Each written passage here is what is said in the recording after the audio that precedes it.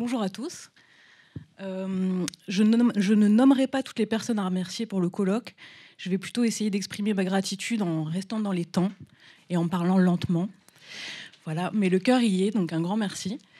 Donc aujourd'hui, je vais vous parler de la scénographie de la Maison de la Nouvelle-Calédonie à Paris, conçue comme dispositif de valorisation et de médiation des spécificités de l'archipel dans l'Hexagone.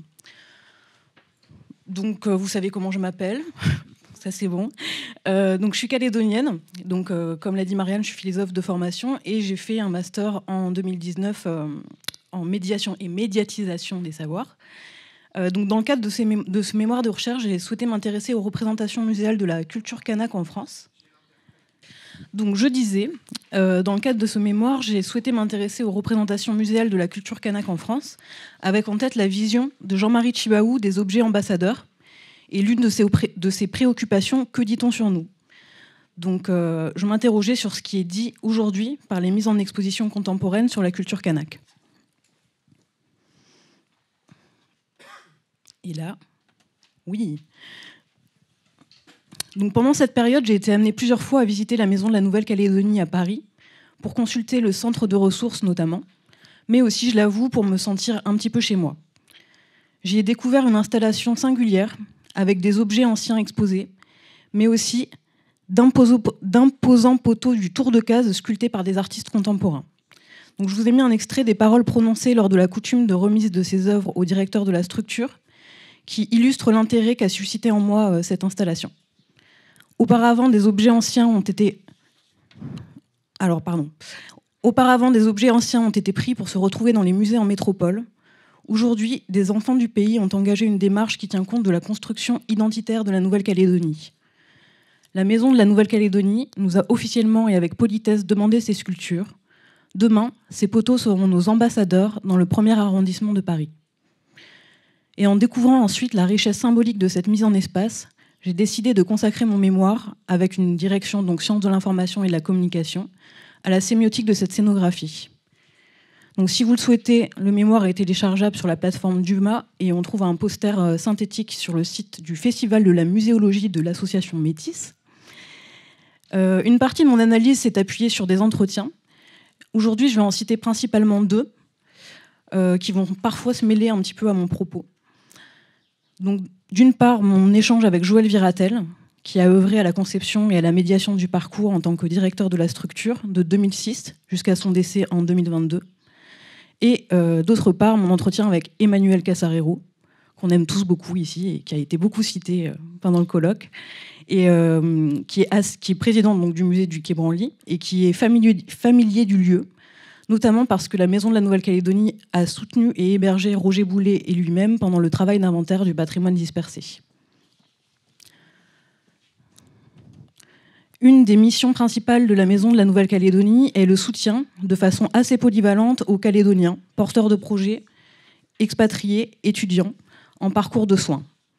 Elle reçoit un public hétérogène lors d'événements variés, culturels ou des colloques, ou toutes sortes de visites, ou dans le cadre de ses missions administratives.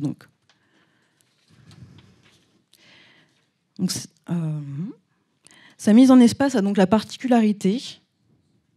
Et attendez, la petite flèche a bougé. Hop. Donc sa mise en espace a donc la particularité de proposer un parcours de découverte de l'archipel superposé à un agencement fonctionnel où les bureaux sont un peu cachés.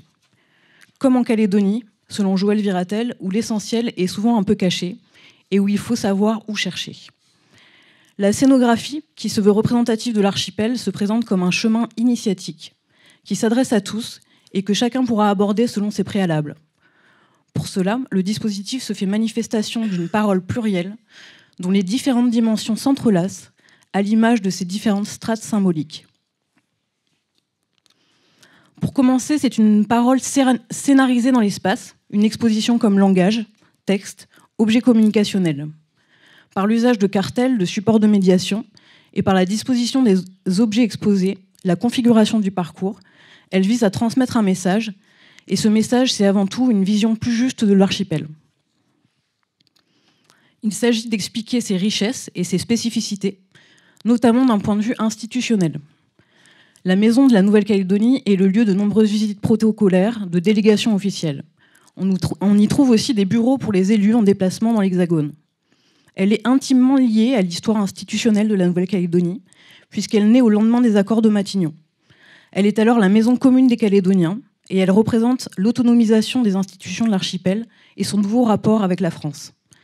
Elle est reconfigurée dans l'élan de l'accord de Nouméa, et ces nouveaux locaux sont inaugurés au cœur de Paris en 2008. Et donc c'est dans ce lieu-là, en fait, qu'est l'exposition dont je vous parle. Donc l'exposition qui est conçue émane d'une parole institutionnelle, puisqu'elle puise son esprit dans l'accord de Nouméa, et plus précisément le préambule de l'accord de Nouméa. Donc le préambule, c'est vraiment la feuille de route de la scénographie qui le suit de façon assez stricte. Donc c'est un peu le poème qui a guidé la conception scénographique.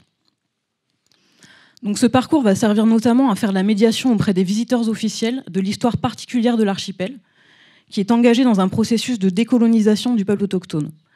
Processus qui est une spécificité au sein de la République française. Donc là, sur le diaporama, vous voyez une visite de Sébastien Lecornu. Donc on voit bien qu'on est en 2020. Et donc Joël Viratel qui raconte l'histoire de la Nouvelle-Calédonie à travers cette scénographie. Plus largement, l'installation propose aux visiteurs de parcourir l'archipel et de rencontrer ses habitants. Elle se fait alors parole allégorique. Ce qui est lointain n'est pas représenté par des supports, des photos ou vidéos, mais est présent virtuellement par métonymie. Les configurations de l'espace et les éléments matériels sont comme des échantillons, des parties qui figurent le tout, voire qui l'incarnent ou qui y sont directement connectées. Le parcours est construit autour de l'axe du chemin, de l'allée centrale menant à la Grande Case, en référence à une configuration architecturale traditionnelle kanak, dont Maurice Lénart dit « Cette disposition du sol, qui associe le parc à l'architecture de la demeure, est une œuvre d'art unique en Océanie. La Grande Case est également un édifice essentiel dans l'organisation de la société kanak. » Donc, l'arrivée du visiteur se fait par l'océan Pacifique et le lagon, qu'évoquent les aquariums d'eau de mer. Le visiteur longe ensuite le littoral, représenté par le début de l'allée, pavée de verre, sous laquelle on aperçoit le mélange de sable de Poum, en province nord, et de l'île de Lifou, qui signifie l'unité des loyautés de la Grande Terre. Ces sables ont été donnés coutumièrement et ont fait l'objet de cérémonies. Ils constituent donc une partie des terres qu'ils représentent. Le chemin pénètre ensuite à l'intérieur des terres, où le sable laisse place à la terre rouge, latérite et aux fragments de garnérite. Ces éléments renvoient aux montagnes, à la richesse géologique de l'archipel, avec notamment ses gisements de nickel. C'est aussi une référence au préalable minier, partage des richesses, qui a rendu possible l'accord de Nouméa. Les objets anciens qui sont exposés dans les vitrines suspendues évoquent la reconnaissance de la culture kanak apportée par les accords de Matignon. Ce chemin symbolise ainsi le chemin de décolonisation du peuple kanak qui passe par le rééquilibrage et sa remise au centre. Remise au centre symbolique, représentée dans cette mise en espace dont le cœur est donc la grande case kanak sur laquelle débouche le chemin. Elle est formée par 8 poteaux sculptés du tour de case. Chacun représente une ère coutumière et linguistique kanak et des mythes associés. Elle est entourée du salon du broussard et des communautés qui fait référence au folklore caldoche, au paysage de la côte ouest et aux populations émigrées. La contiguïté des deux espaces évoque le pardon entre les communautés. La diversité culturelle des populations de l'archipel est encore évoquée avec la fresque de l'artiste Myriam Chouam sur les murs du centre de ressources, à droite de la grande case. On retrouve la parole institutionnelle du préambule de l'accord de Nouméa, le peuple originel au centre, construit avec les autres populations un destin commun. Dans cet espace de la grande case de la maison de la Nouvelle-Calédonie, c'est vraiment le peuple kanak qui prend la parole. C'est une parole politique, notamment. Avec les expositions universelles de l'époque coloniale qui ont vu des grandes cases exposées à Paris, la grande case sublimée, pour reprendre l'expression d'Emmanuel Casarero, vient dire le rapport nouveau entre le peuple kanak et la France. Traditionnellement, elle est un lieu de pouvoir où l'on palabre et on pose des coutumes.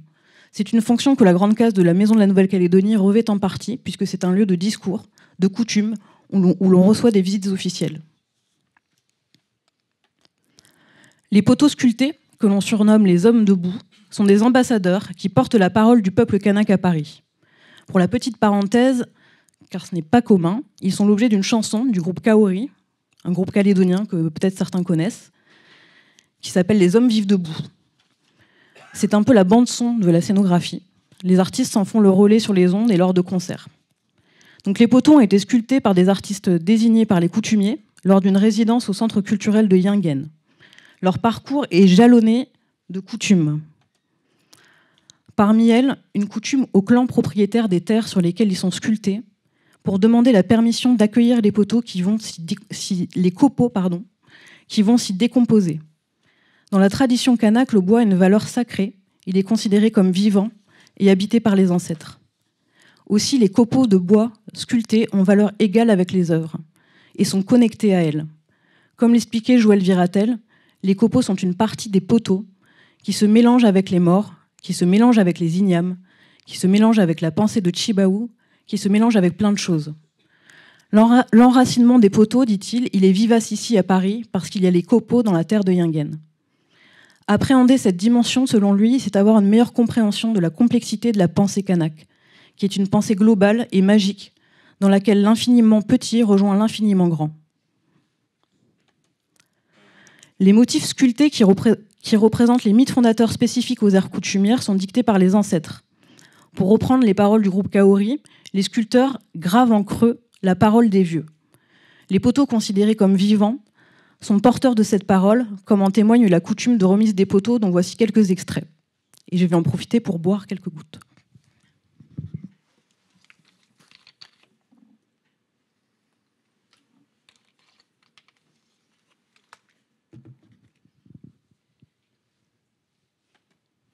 Donc, lors de leur arrivée à Paris, les poteaux sont dressés et positionnés selon une logique coutumière et symbolique par Gilbert Théin, qui était directeur du centre culturel de Yingen. Donc, un exemple de symbolique, la contiguïté des poteaux de Iaï et Outmawap figure le pardon entre les clans suite à l'assassinat de Jean-Marie Chibaou.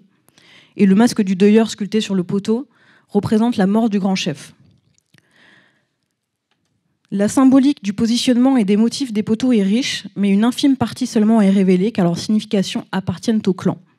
Donc là, vous avez un extrait du livret de la MNC avec le peu d'éléments d'interprétation qui est proposé au public. En cela, leur exposition témoigne aussi d'une parole qu'on ne dit pas, d'une incommunication constitutive de la culture kanak qui est empreinte de mystère.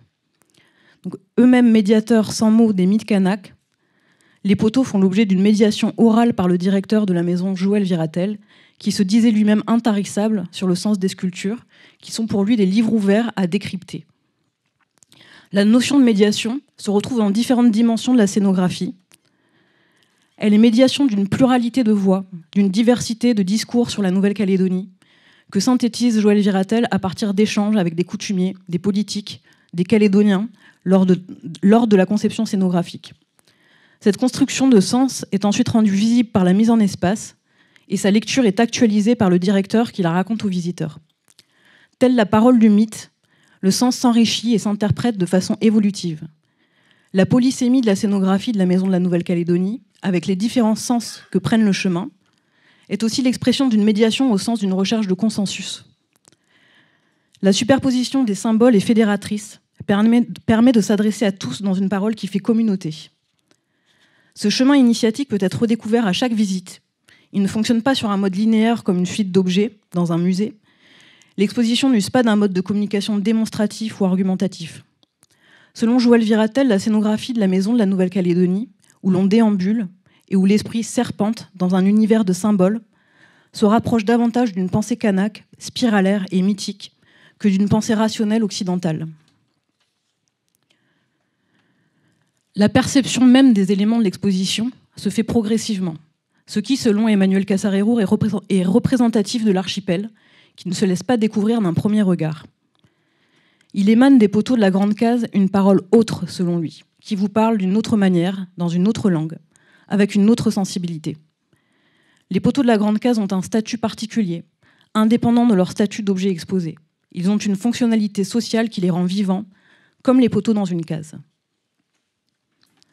Dans cette configuration, petit merci au Musée de la Nouvelle-Calédonie et à Roger Boulet pour le schéma. Donc, dans cette configuration, on note l'absence de poteau central qui représente traditionnellement le grand chef. Ici, chaque poteau du tour de case représente le poteau central de la grande case virtuelle de son aire coutumière. Donc, le poteau central perd sa nécessité structurelle, donc d'un point de vue architectural, mais aussi symbolique. La réunion des poteaux représente l'unité des 8 pays kanaks et l'absence de personnage central laisse entendre que tous deviennent égaux. Par cette unité faite de diversité, la case, selon Emmanuel Casarero, est un symbole pertinent pour représenter la cohésion, non seulement des Kanaks, mais de la Nouvelle-Calédonie tout entière. À la Maison de la Nouvelle-Calédonie, elle a la particularité, selon lui, d'être une forme où la parole est ouverte, où il n'y a pas de restriction à la parole, qui peut exister dans les structures plus traditionnelles. Selon Emmanuel Casarero, toujours, la mise en espace de la Maison de la Nouvelle-Calédonie est une belle invention de la tradition, qui remobilise des éléments traditionnels kanaks et les actualise dans un contexte contemporain. Les parcours coutumiers, suivis par les objets, jalonnés de gestes et de paroles, leur donnent une force particulière et les légitiment dans leur fonction et leur contexte propre. Leur fonction d'expo est presque secondaire, car ils sont porteurs de sens et de communication indépendamment de leur exposition, indépendamment d'une actualisation par la visite et l'interprétation. Une monnaie kanak, posée lors de la coutume d'arrivée des poteaux, est présentée dans l'une des vitrines et elle illustre bien cette dimension. Représentant un ancêtre convoqué pour veiller au respect de la parole prononcée, elle est visible, mais elle n'est pas exposée, explique Joël Viratel. Elle a une signification intrinsèque. Elle est posée dans la vitrine parce qu'elle a été posée ici coutumièrement. Si les gens peuvent la voir, tant mieux, mais elle est là parce que c'est sa place. Émanation d'une parole performative, la monnaie donne toute la puissance symbolique du chemin. En la posant, les représentants kanaks font du lieu une terre coutumière, un morceau de la Nouvelle-Calédonie à part entière. Joël Viratel explique que lors de la cérémonie pendant laquelle la monnaie a été posée, la case a été entourée de plusieurs tours de manou, symbolisant l'interconnexion des poteaux dans la représentation des ancêtres. Ces ancêtres disparus, ils sont ensemble et ils veillent sur le lieu. Le chemin de la Maison de la Nouvelle-Calédonie est une manifestation d'une parole sacrée. Elle est habitée par les ancêtres. C'est pourquoi la grande case de la Maison de la Nouvelle-Calédonie est un lieu qui enregistre les paroles qui y sont échangées selon la formule d'Emmanuel Casarero. La parole prise par les représentants kanaks eux-mêmes, coutumiers et artistes, donne une légitimité particulière à cette représentation de la culture autochtone dans l'Hexagone. Et le mystère préservé, le réseau invisible de sens et de connexion, est à l'image de la tradition kanak et de son incommunication constitutive. La parole qu'on ne dit pas est liée au sacré et à l'exigence de secret, mais elle est aussi liée à l'impossibilité de communiquer avec justesse par le langage, ce qui ne peut être offert à la compréhension que par le vécu et la réceptivité. Il y a des choses qu'on peut formuler, il y a des choses qu'on ne peut pas, des champs entiers qui échappent à toute parole, à toute explication. Cette présentation a peut-être été à l'image de son objet, je n'ai pas tout dit, et j'espère que vous ne m'en voudrez pas de vous avoir mené de façon un peu spiralaire dans les méandres de ces paroles dont émanent et qui émanent de l'exposition, ou plutôt du chemin de la Maison de la Nouvelle-Calédonie, dans le respect du terme choisi par Joël Viratel, qu'il a incarné avec passion par sa parole. Pour finir, une pensée hommage à Armand Goroborejo, ancien sénateur et sculpteur renommé qui a réalisé le poteau de l'Arpaichi, ainsi qu'à Joël Viratel, figure de médiation et d'humilité, dont la vision témoigne de son profond respect des identités de chacun. Donc ils sont tous les deux décédés en 2022. Voilà, Oleti, merci.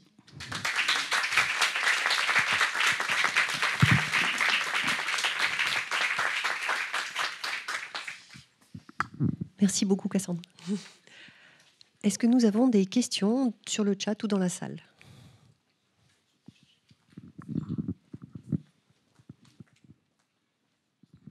Merci beaucoup, Cassandre.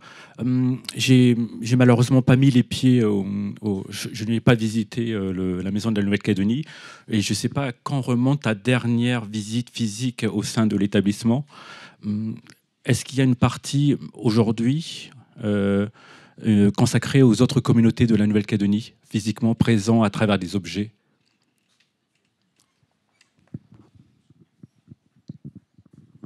Alors la scénographie n'a pas bougé en fait depuis sa création, enfin à très peu de choses près. En fait, les parties qui sont représentatives des autres communautés, c'est vraiment le salon du Broussard en fait, et des communautés où on va y avoir la natte wallisienne par exemple au sol, tout le folklore caldoche, et la frise de Myriam Chouam dans le centre de ressources, qui en fait représente, c'est une frise de portrait de Calédoniens en fait. Et donc, à part ça, c'est vraiment effectivement que des objets Cana, qui me semble, dans les vitrines, etc. Alors, je ne sais pas si je le dis en début de colloque, il me semble que pour moi, aujourd'hui, c'est un peu le propos de notre semaine, c'est de re-questionner, en fait. Il y a un élément qui est très pertinent que tu dis en préambule sur comment on dit par le temps de nous, en citant Jean-Marie Tjibaou. Je pense qu'aujourd'hui, il faut, parce que c'est la maison de la Nouvelle-Calédonie, on le comprend bien, et surtout pour les personnes anglophones qui sont présentes dans la salle, c'est l'équivalent en fait d'une ambassade, ou voilà, c'est quelque chose de cet ordre-là, d'un consulat, quelque chose de cet ordre-là. Mais moi, le meilleur exemple pour moi qui pourrait contrecarrer en fait cet espace et qui pourrait parler des autres communautés, pour moi, c'est la coutume des communautés présentes dans la salle Beretara au centre culturel Tjibaou, présentée dans la très belle scénographie du musée de Nouvelle-Calédonie par l'équipe du musée de Nouvelle-Calédonie. C'est cet écho-là que j'aimerais retrouver dans la maison de la Nouvelle-Calédonie, c'est-à-dire, encore une fois, le propos de professionnels du patrimoine, mais aussi le propos des artistes. Si pour vous, vous n'avez pas encore vu, en fait, mais en rentrant dans le deuxième espace, la seconde salle, Beretara, en fait, c'est un espace dédié aux communautés, mais aussi parce que les artistes sont invités, en fait, par l'équipe du musée pour faire écho à ce challenge, à ce défi qu'on va retrouver dans le futur musée de Nouvelle-Calédonie au quartier latin. Et c'est sur Paris même, c'est cet échange-là, cet écho qui mériterait, à mon avis, d'être challengé, d'être mis en avant physiquement. Merci. Je peux répondre ? Oui. En fait, je travaille pas là-bas. C'est pas moi qui fais la scéno. Mais en fait, il faut, je pense, recontextualiser vraiment cet espace qui a été donc créé vraiment au moment où il y a eu des changements aussi politiques en fait après l'accord de Nouméa. Et je pense que voilà, moi, quand j'ai fait le mémoire, je me suis bien située aussi en me disant bon, ben, j'interroge les gens là 10 ans après l'ouverture, enfin peut-être dans les environs. Et effectivement, c'est une scénographie qui pose question pour ça. C'est-à-dire que comment est-ce qu'on actualise des espaces comme ça en fait qui sont aussi figés. Là, on est au sortir de l'accord de Nouméa. Qu'est-ce qu'on fait d'un espace comme ça, en fait, qui a représenté à un instant T une lecture de ce préambule, quoi. Et donc oui, c'est une vraie question, et c'est important aussi de recueillir, je pense, l'avis des Calédoniens. Après, il faut aussi penser à cette sonographie comme une façon de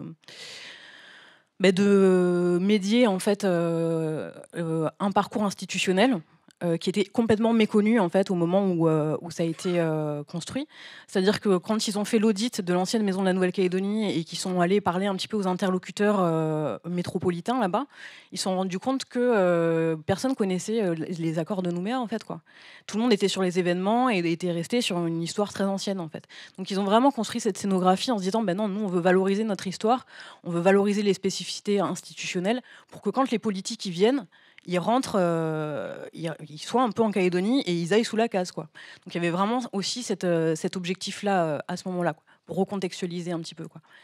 Et effectivement, ça s'adresse autant aux Calédoniens qui viennent, et donc tout le monde veut pouvoir s'y retrouver, autant aussi aux politiques qui viennent et à qui on explique un petit peu la Calédonie. Donc c'est quand même un gros challenge, je pense, de s'adresser à tout le monde à travers un espace comme ça. Voilà. Merci Cassandre. Pour ceux et celles qui ont connu la maison de la Nouvelle-Calédonie avant ça, qui ont les cheveux un peu plus blancs, je peux vous dire que c'est quand même une super amélioration. Avant, ça ressemblait un peu à une agence de voyage. C'était un grand bâtiment avec des posters. Voilà. Une dernière question ? Bon, eh bien, nous allons passer à la prochaine. Merci encore Cassandre.